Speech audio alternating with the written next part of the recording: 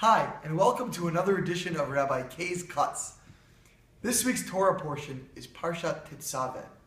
Tetzaveh deals with a very interesting, albeit somewhat obscure and arcane topic, and that is the vestments, the garments that the priests would wear in the service in the temple and in the tabernacle. It's very strange, and without going into too much detail, it's very clear from the Torah and the amount of time that it spends describing these garments, that the garments, the clothing that these priests would wear is very significant. The truth is, the clothing that we wear is always significant. It sends a message. It creates an impression of who we are and lends importance to what we're doing. The priests wearing those special garments demonstrated that this was a very, very critical and foundational service that they were performing.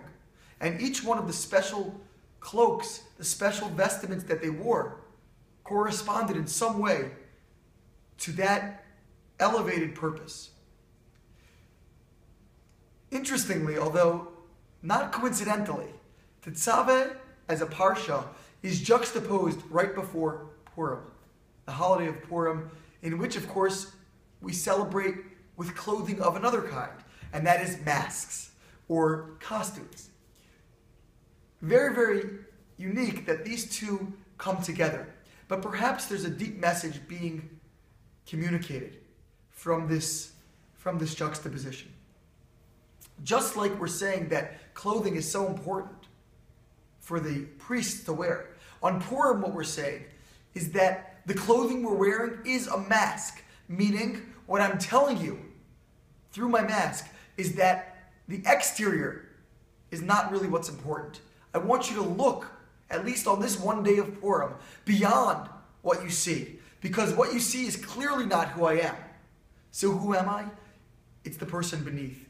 What an important message. Certainly on Purim, when we try to get to the core, the essence of what it means to be a Jew and to be a Jewish community.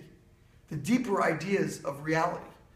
But even throughout the year, if we could be able to look at each other and even at ourselves beyond the masks that we often wear, especially on a college campus, people are constantly worried about the facade, the persona, the image. If we can sometimes have the kind of conversations that allow us to transcend those facades, to bypass that image and just talk to each other as core human beings, as Jews, investigating our heritage, investigating the deeper purpose of life, what a richer experience we would have together.